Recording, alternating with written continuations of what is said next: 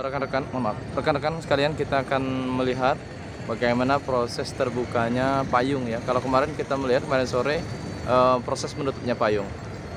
Silakan Ustaz. Lanjut Ustaz. Oke.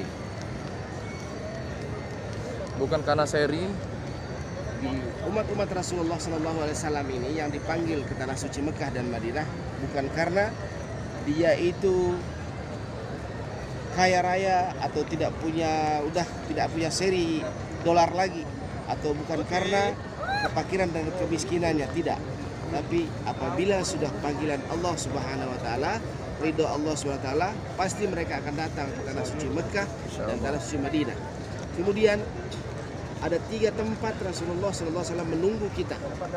Pertama, di dunia ketika kita masih hidup ini, orang-orang yang beriman akan kembali ke Madinah bagaikan ular yang kembali ke sarangnya.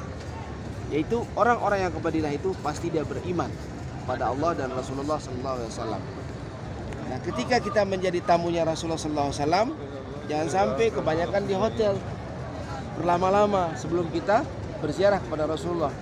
Sebagaimana kita ke rumah teman, knock door dulu, knock door, assalamualaikum. Di sini habis kita bersihkan diri, hadas kecil, hadas besar, wudhu, langsung kita datang ke Rasulullah. Karena Rasulullah menunggu di dunia, Rasulullah menunggu kita. Di mana? Di makamnya, di Masjid Nabawi. Dalilnya, man ziarati wajabat syafaati. Siapa yang menziarahiku pasti akan mendapat syafaatku atas ridha Allah Subhanahu wa taala. Tempat Rasulullah yang kedua menunggu kita nanti ketika kita dalam kehausan. Allah akan mengayunkan kita dari telaga khauf. Ya. Jadi dari telaganya khauf yang tidak pernah kita haus lagi. Dan itu sebelum, masih jauh, itu kiamat masih jauh, neraka masih jauh. Itu kita masih dalam keadaan kebangkitan menunggu. Masih belum, masih proses, masih panjang lagi.